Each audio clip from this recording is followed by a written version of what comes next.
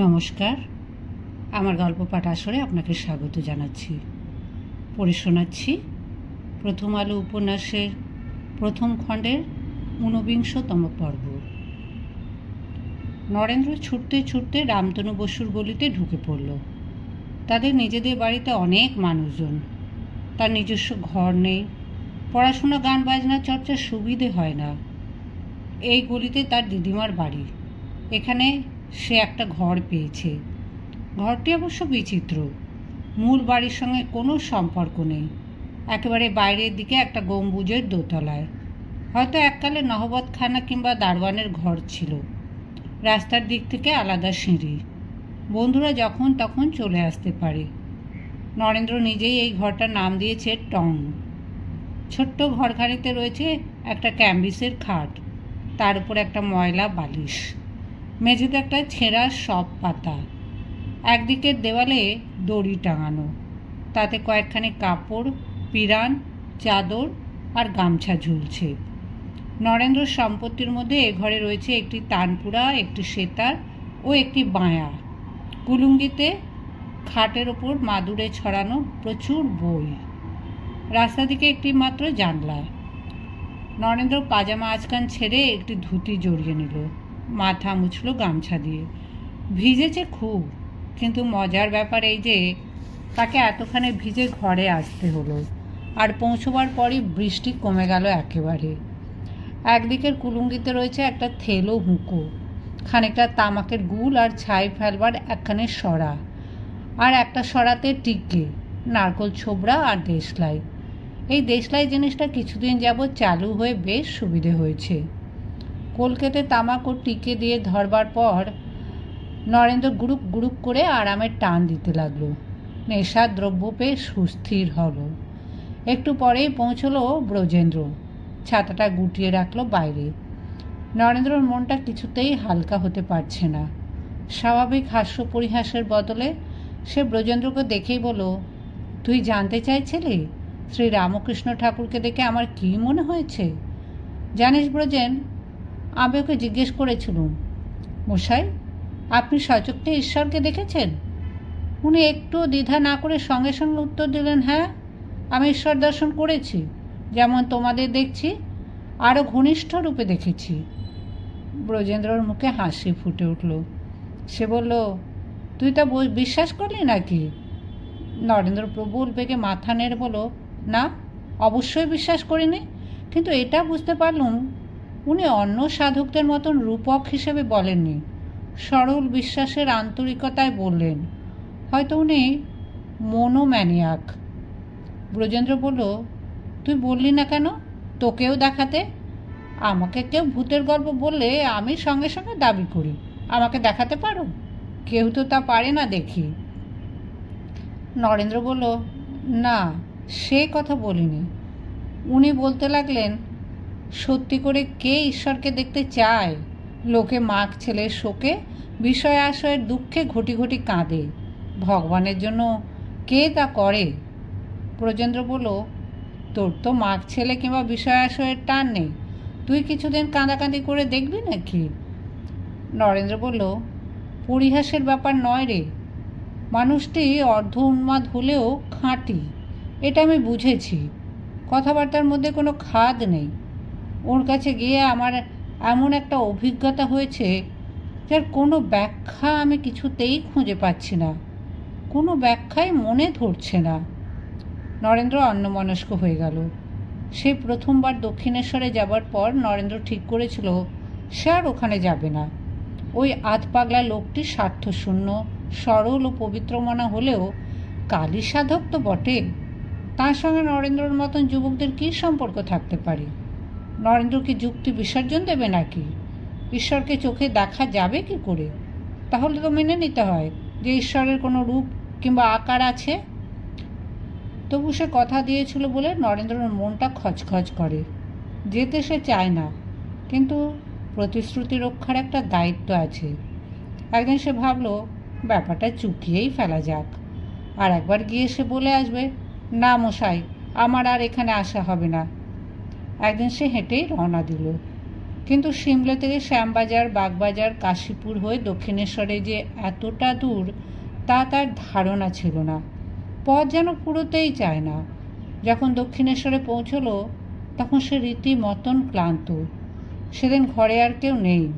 নিজের ঘরে ছোট খাটখানিতে বসে আছেন রামকৃষ্ণ ঠাকুর। নরেন্দ্রকে দেখে অতি মাত্রায় খুশি হয়ে সেই খাট চাপড়ে বলল, আয় আয়, এখানে বস। নরেন্দ্র সংকুচিতভাবে খাটের এক প্রান্তে বসল। রামকৃষ্ণ যেন সঙ্গে সঙ্গে ভাবে আবিষ্ট হয়ে গেলেন।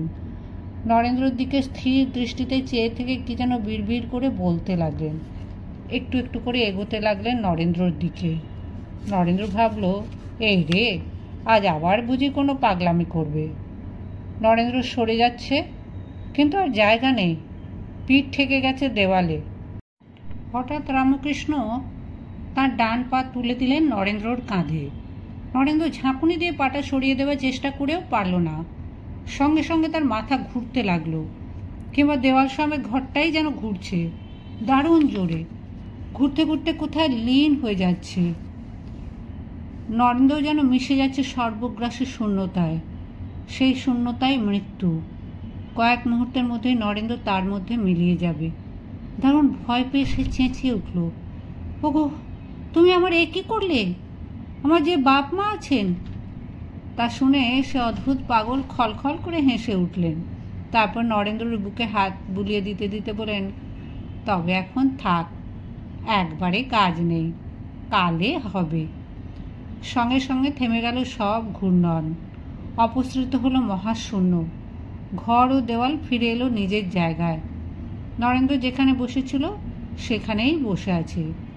রামকৃষ্ণ তার দিকে চেয়ে হাসছেন। সব কিছুই স্বাভাবিক। প্রায় সেই সময় আরও লোকজন ঢুকে পড়ল ঘরে। তাই আর কোনো কথাও হতে পারল না।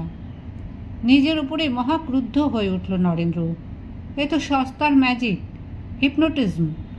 তাই দিয়ে এই পাগলটি তাকে ভয় দেখে কাবু করে দিল। সে এত দুর্বল। সে কখনো কারোর কাছে হার মানে না, কোথাও মাথা নিচু করে না। সামান্য ভেলকিতে সে ভয় পাবে? সেদিন ওই বিষয়ে আলোচনার সুযোগ পাওয়া গেল না। নরেন্দ্র ফিরে এলো। কয়েকদিন ধরে রাগে ছটফট করতে লাগলো সে। এর একটা হেস্তনেস্ত করতেই হবে, আর একদিন পরীক্ষা করে দেখতেই হবে। 7 দিনের মধ্যে আবার দক্ষিণেশ্বরে গেল নরেন্দ্র। এই নিয়ে তৃতীয়বার। আগের দিন হেঁটে আসার পথশ্রমে শরীর ছিল শ্রান্ত, সেজন্য সে ম্যাজিকের বশীভূত হয়েছিল হয়তো। আজ সে ভাড়ার গাড়িতে এসেছে। শরীর টনক, মন সজাগ। আজ সে প্রস্তুত। সেদিনও কয়েকজন ভক্ত আগে থেকেই বসে আছে। এর মধ্যে ব্যক্তিগত কথা চলে না। রামকৃষ্ণ নরেন্দ্রকে দেখেই ব্যগ্র হয়ে বললেন, এসেছিস? চল, যদু মল্লিকের বাগানে বেরিয়ে আসি। মন্দির এলাকার পাশেই কলকাতার বিশিষ্ট ধনী যদু মল্লিকের বাগান বাড়ি। তিনি মাঝে মাঝে আসেন। অন্য সময় তার মালি দারোয়ানরা পাহারা দেয়। সাধারণ লোকের এখানে প্রবেশ নিষেধ, কিন্তু যদু মল্লিকের আদেশ দেওয়া আছে রামকৃষ্ণ ঠাকুর যখন খুশি আসতে পারবেন। তিনি এলে গঙ্গার ধারের বৈঠকখানা ঘরটির তালা খুলে দেওয়া হয়। এখানকার বাগানটি কেয়ারি করা, অজস্র কুসুমের সমারোহ, মাঝে মাঝে শ্বেত পাথরের বসবার জায়গা। দুজনে বেড়াতে লাগলেন সেই বাগানে। বিকেলে রোদ পড়ে এসেছে। শীত শেষ হয়ে গরম পড়েছে বেশ। আকাশে কালবৈশাখীর মেঘ। নরেন্দ্র পরে এসেছে একটা ধুতি ও মলিন পিরান। সাজ পোশাকের দিকে তার কখনো মনোযোগ নেই। রামকৃষ্ণের ধুতি পরা খালি গা, বাতাস নেই, গুমোট। রামকৃষ্ণ খুঁটিয়ে খুঁটিয়ে নরেন্দ্রর বাড়ির খবর জিজ্ঞেস করতে লাগলেন। তিনি আগেই জেনেছেন যে সে ব্রাহ্মণ সমাজে যাতায়াত করে, নিরাকারবাদী। কথায় কথায় বলেন, আমি তোদের কেশবকে কি বলেছি জানিস? ঈশ্বর হলেন সচ্চিদানন্দ সমুদ্র, কুল কিনারা নাই। ভক্তিহীনে এই সমুদ্রের স্থানে স্থানে জল বরফ হয়ে জমে যায়। জল বরফ হয়ে জমাট বাঁধে না? নিরাকার আর সাকার হলো যেমন জল আর বরফ। ভক্তের কাছে তিনি সাক্ষাৎ হয়েও কখনো সাকার রূপে দেখা দেন, আবার ব্রহ্মজ্ঞান সূর্য উঠলে সে বরফ গলে যায়। নরেন্দ্র বলল, কথাটা শুনতে ভালো, কিন্তু ওতে কিছু প্রমাণ হয় না। রামকৃষ্ণ বলেন, ওরে, আমি যে সাকার রূপে দেখেছি, কতবার দেখেছি। নরেন্দ্র বলল, ওসব আপনার মনের ভুল, রূপ টুপ আপনার খেয়াল। রামকৃষ্ণ বলেন, তুই যদি মনে করিস তুইও মনের মধ্যে কৃষ্ণকে হৃদয়ের মধ্যে দেখতে পাস। নরেন্দ্র এবার উদ্ধতভাবে বলল, মশাই, আমি ওসব খ্রিস্টফিষ্ট মানি না। আজ নরেন্দ্র প্রত্যেকটি কথা কাটিয়ে দিচ্ছে। তার যুক্তিবোধের প্রাচুর্যের কাছে এসব ভাবাবেগের কোনো মূল্য নেই। একটু পরে ধুলোর ঝড় উঠল, কালিমালিপ্ত হয়ে গেল দিগন্ত। গঙ্গার উপর নৌকোর মাঝিরা চেঁচামেচি করে পাল নামিয়ে নিচ্ছে। শোনা যাচ্ছে শোঁ শোঁ শব্দ। এখন আর বাইরে থাকা যাবে না। রামকৃষ্ণ নরেন্দ্রকে নিয়ে এলেন বৈঠকখানা ঘরে। মূল্যবান সোফায় সে ঘরখানি সাজানো, ওপরে ঝুলছে ঝাড় লণ্ঠন, টানা পাখারও ব্যবস্থা রয়েছে। নরেন্দ্রের পাশে বসে রামকৃষ্ণ বললেন, আমি কদিন ধরে তোর প্রতীক্ষা করে আছি। জানতাম তোকে আসতেই হবে। আমার তো সিদ্ধাই করবার জো নাই, তোর ভেতর দিয়ে করব, কি বলিস? নরেন্দ্র বলল, না না, তা হবে না। কথা শুনেই রামকৃষ্ণ সমাধিস্থ হয়ে গেলেন, দৃষ্টি স্থির, ঘাটটা সামান্য বাঁকা, একটা হাত ওপরে তোলা। নরেন্দ্র কৌতূহলী হয়ে চেয়ে রইল। এই ব্যাপারটা কি সে বুঝতে পারছে না। এরকম যখন তখন সমাধি হতে পারে? সাধকদের কোনো প্রস্তুতি লাগে না? এক ধনীর গৃহের বৈঠকখানায় সহসা রামকৃষ্ণ ঝুঁকে পড়ে নরেন্দ্রর কপাল স্পর্শ করলেন। সঙ্গে সঙ্গে অন্ধকার। আজ আর মহাশূন্য দর্শনও হলো না, একেবারে চৈতন্য লোপ হলো। ব্রজেন্দ্রর দিকে তাকে নরেন্দ্র বলতে লাগলো, কতক্ষণ অজ্ঞান হয়েছিলাম তা জানি না। একসময় চোখ মেলে দেখি উনি আমার বুকে হাত বুলিয়ে দিচ্ছেন আর ফিক ফিক করে হাসছেন। অজ্ঞান অবস্থায় উনি নাকি আমাকে অনেক কথা জিজ্ঞেস করেছেন, আমি তার উত্তরও দিয়েছি। তারপর থেকে এই 1 মাস ধরে এখনও আমার। ব্রজেন্দ্র উত্তেজিতভাবে বলল, মেসমেরিজম। এ তো বোঝাই যাচ্ছে মেসমেরিজম। মেসমার সাহেব এরকম সম্মোহন করে রোগীদের ঘুম পাড়িয়ে তাদের মনের কথা জেনে নিতেন। তুই তা পড়িসনি? নরেন্দ্র মহা বিরক্ত হয়ে গলা চড়িয়ে বলল, দেখ শালা বেজা, তুই কার সঙ্গে কথা করছিস তোর মনে থাকে না? আমি বিশ্বনাথ দত্তের ছেলে নরেন দত্ত, শিমলে পাড়ার কাপ্তান। আমার মুখের ওপর কেউ কথা বলতে সাহস পায় না। আমাকে মেসমারাইজ কিংবা হিপনোটাইজ করবে ওই এক অশিক্ষিত বামুন? আমি কি মেনিমুখ না রুগী? ব্রজেন্দ্র বলল, তুই এত উত্তেজিত হচ্ছিস কেন? ভালো করে ভেবে দেখ। নরেন্দ্র বলল, ধুৎ শালা, তোকে এসব কথা বলাই আমার ভুল হয়েছে। তোর কাছ থেকে এমন সহজ ব্যাখ্যা আমি চেয়েছি? আমি এসব আগে ভেবে দেখিনি। সম্মোহন করলে 1 মাস ধরে তার ঘোর থাকে। আমি এখনও সেই ঘোর কাটাতে পারিনি।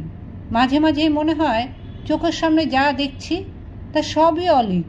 মাথার মধ্যে দপ দপ করে, ধোঁয়া ধোঁয়া দেখি। এটা কি করে হয়? আজ রেলিংয়ে মাথা ঠুকছিলাম, তা ঠিক মাথা ব্যথার জন্য নয়, ওখানে সত্যি একটা রেলিং আছে কিনা তা বোঝার জন্য। যা, তুই বাড়ি যা। মুখখানা গোমজ করে ব্রজেন্দ্রর দিকে পেছন ফিরে নরেন্দ্র আবার হুঁকো টানতে লাগলো। ব্রজেন্দ্র কাছে এসে নরম গলায় বলল, তোর মাথা গরম হয়ে গেছে, এখন আর ওই নিয়ে ভাবিস না, পরে চিন্তা করা যাবে। এবার একটা গান শোনা নরেন। নরেন্দ্র বলল, এখন গান গাওয়ার মেজাজ নেই, বললুম তো বাড়ি যা। ব্রজেন্দ্র বলল, তোর একটা অন্তত গান না শুনে কিছুতেই যাব না। মন যখন উদ্ভ্রান্ত থাকে তখন সঙ্গীতই শ্রেষ্ঠ ওষুধ। আমি সম্মিত হই গানে। ব্রজেন্দ্রর বারবার অনুরোধে নরেন্দ্র হুঁকো রেখে তানপুরা তুলে নিল। সুর বাঁধতে লাগলো মাথা ঝুঁকিয়ে। তারপর গান ধরল, এ কে সুন্দর শোভা, এ মুখ হেরিহে, আমি মোর ঘরে, আইল হৃদয়নাথ, প্রেম উতল উথলিল আজি। গান শুনতে শুনতে হঠাৎ অলঙ্কারের ঝনঝনানির শব্দ শুনে ব্রজেন্দ্র জানলা দিয়ে তাকালো। রাস্তা ঠিক অপর পাড়েই একটি বাড়ি, দোতলায় টানা বারান্দা। সেই বারান্দা অন্ধকার হলেও বোঝা যায় সেখানে দাঁড়িয়ে রয়েছে এক যুবতী। তার এক মাথা চুল, ফর্সা রঙের মুখখানি ঝুঁকে আছে রেলিং দিয়ে। নরেন্দ্রেরও গান থেমে গেছে।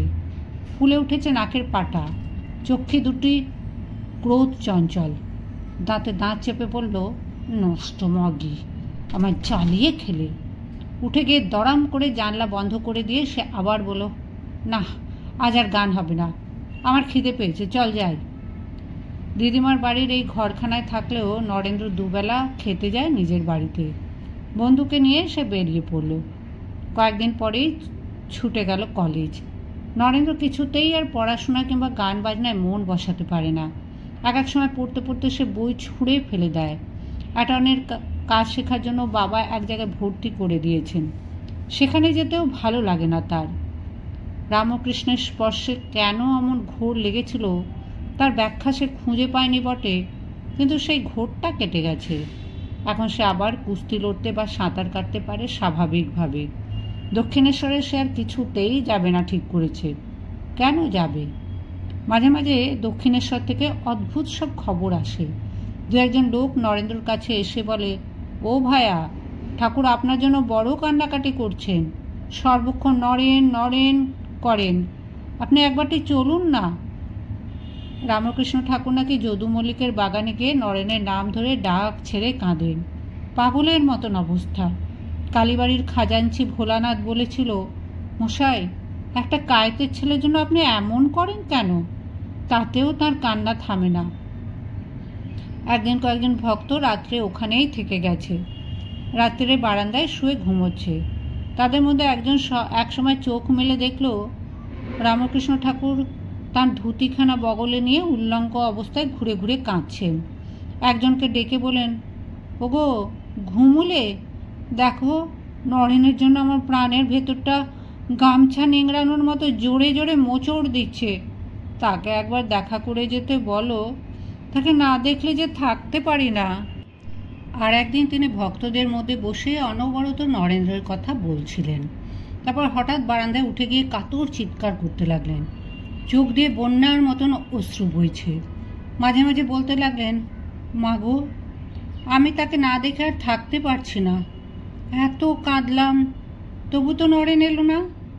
প্রাণে বিষম যন্ত্রণা হচ্ছে, বুকে বিষম মোচড় দিচ্ছে। মাঝে মাঝে একটু সুস্থির হয়ে নাকি বলেন, বুড়ো মিনসে, তার জন্য এমন অস্থির হয়েছি আর কাঁদছি, দেখে লোকেই বা কি বলবে বল দেখি, কিন্তু আমি যে কিছুতেই সামলাতে পারছি না। দুধদের মুখে এসব কথা শুনেও নরেন্দ্র বিচলিত হয় না। কঠোরভাবে বলে, আমার যাওয়া হবে না, এক্সামিনের পড়া করছি, বলবেন আমার সময় নেই। জোর করে সে আবার পড়াশোনায় মন বসায়।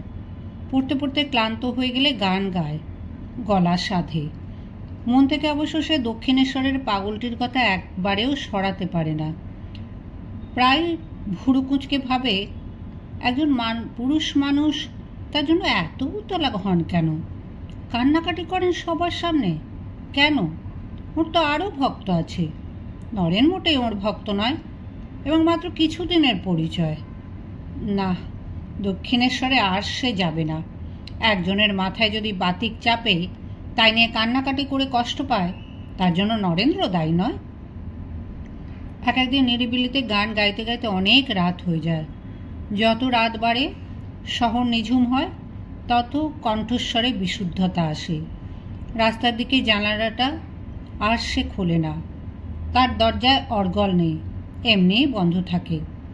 ঘরের মধ্যে খুব গরম হয়, তবুও জানলা খোলার উপায় নেই।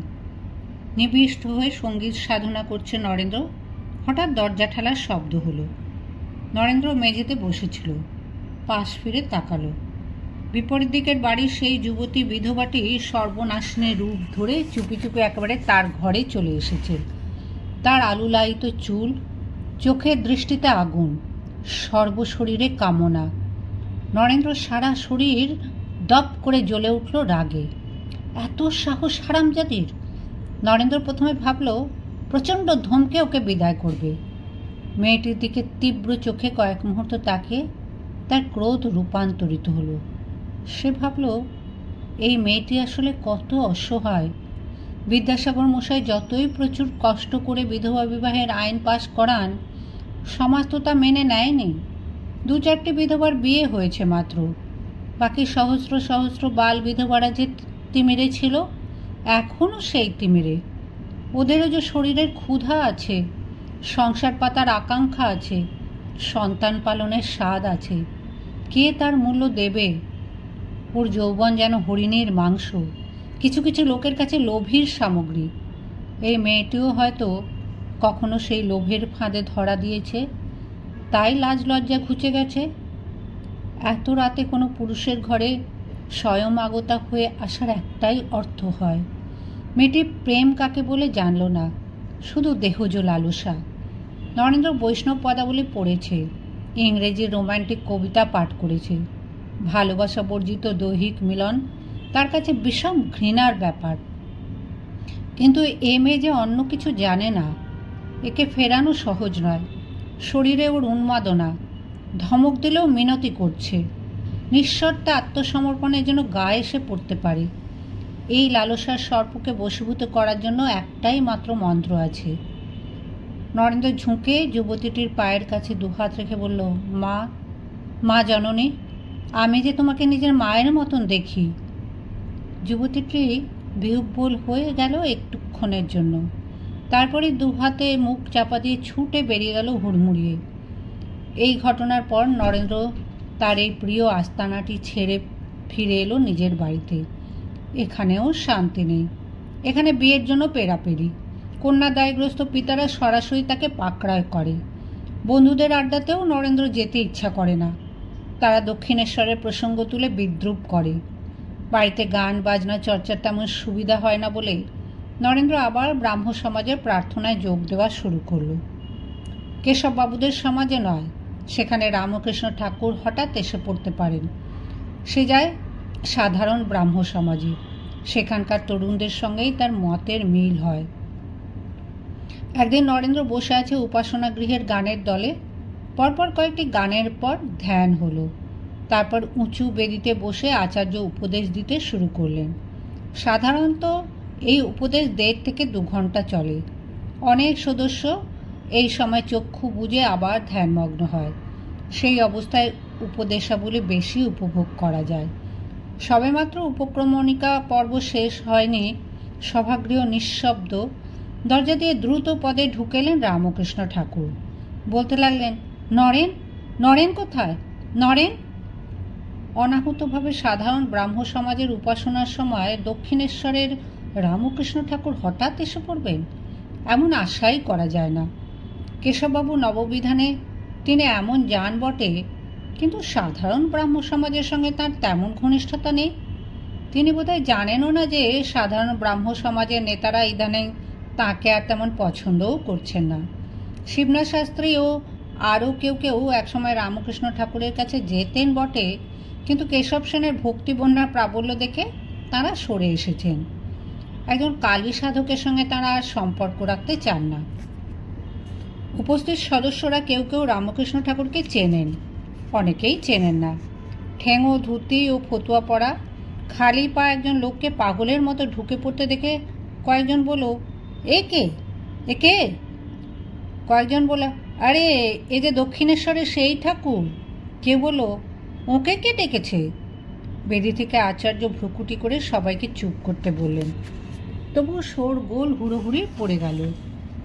রামকৃষ্ণ ঠাকুর কোনো কিছু অগ্রাহ্যই করছেন না।